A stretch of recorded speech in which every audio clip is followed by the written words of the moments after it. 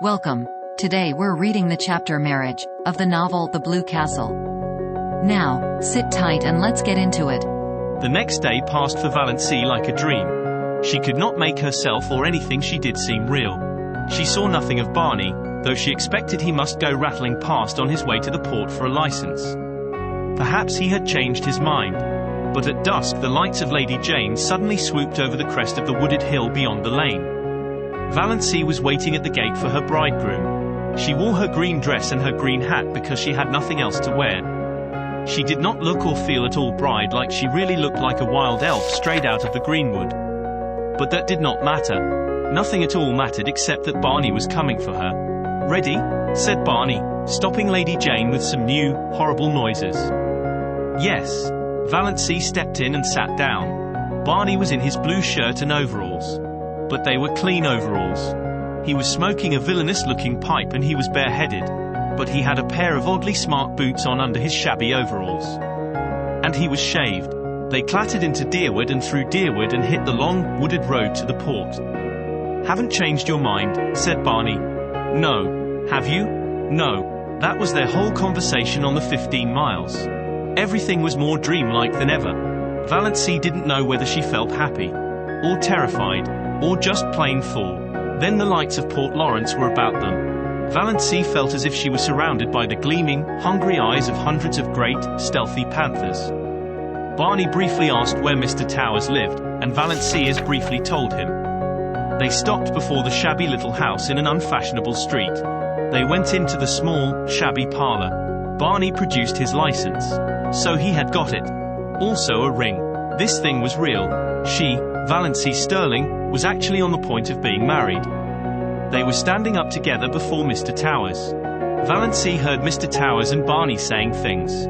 She heard some other person saying things.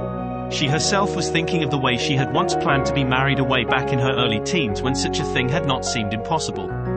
White silk and tulle veil and orange blossoms, no bridesmaid.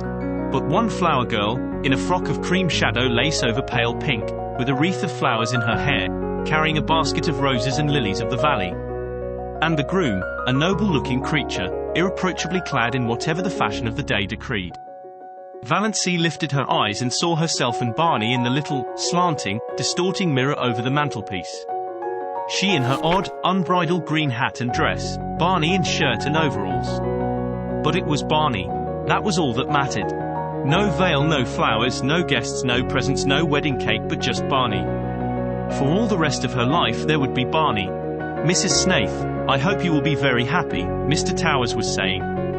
He had not seemed surprised at their appearance, not even at Barney's overalls.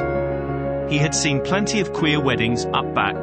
He did not know Valency was one of the Deerwood Sterlings. He did not even know there were Deerwood Sterlings. He did not know Barney Snaith was a fugitive from justice. Really, he was an incredibly ignorant old man. Therefore he married them and gave them his blessing very gently and solemnly and prayed for them that night after they had gone away. His conscience did not trouble him at all. "What a nice way to get married," Barney was saying as he put Lady Jane in gear. "No fuss and flub-dub. I never supposed it was half so easy." "For heaven's sake," said Valency suddenly, "let's forget we are married and talk as if we weren't. I can't stand another drive like the one we had coming in." Barney howled and threw Lady Jane into high with an infernal noise. "And I thought I was making it easy for you," he said. "You didn't seem to want to talk." "I didn't. But I wanted you to talk. I don't want you to make love to me, but I want you to act like an ordinary human being. Tell me about this island of yours. What sort of a place is it?" "The jolliest place in the world. You're going to love it. The first time I saw it I loved it. Old Tom McMurray owned it then. He built the little shack on it, lived there in winter and rented it to Toronto people in summer. I bought it from him, became by that one simple transaction a landed proprietor owning a house and an island. There is something so satisfying in owning a whole island. And isn't an uninhabited island a charming idea? I'd wanted to own one ever since I'd read Robinson Crusoe. It seemed too good to be true. And beauty.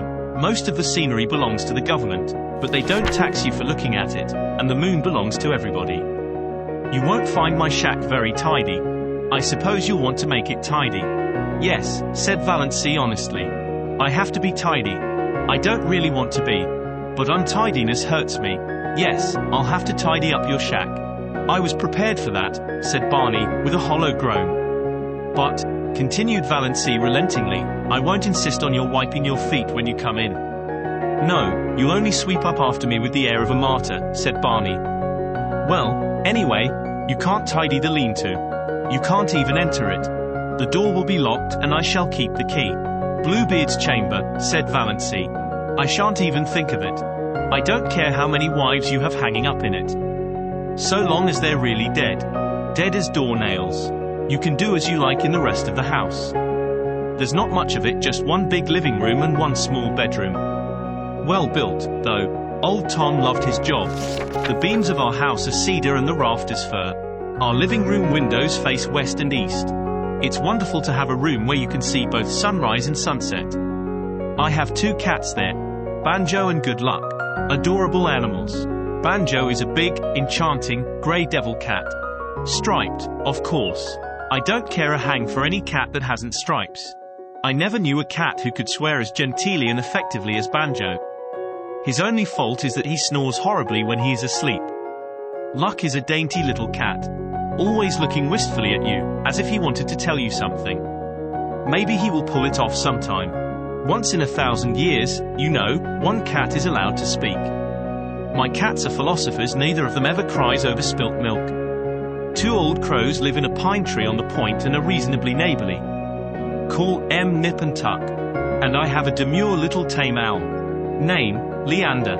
I brought him up from a baby and he lives over on the mainland and chuckles to himself o' nights.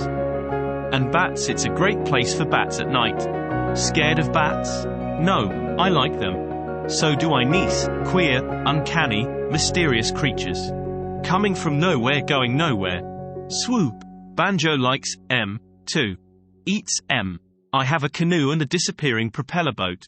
Went to the port in it today to get my license. Quieter than Lady Jane.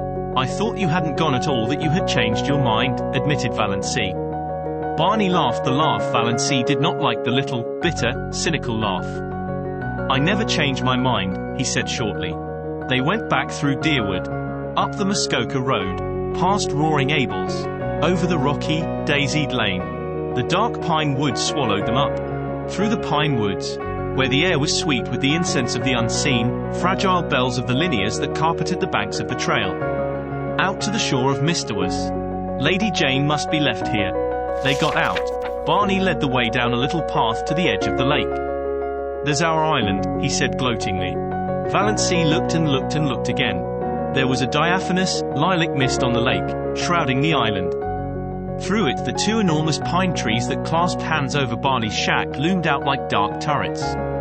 Behind them was a sky still rose-hued in the afterlight, and a pale young moon. Valancy shivered like a tree. The wind stirs suddenly.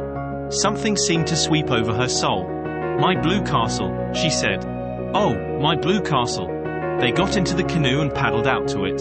They left behind the realm of everyday and things known and landed on a realm of mystery and enchantment where anything might happen, anything might be true. Barney lifted Valancy out of the canoe and swung her to a lichen-covered rock under a young pine tree.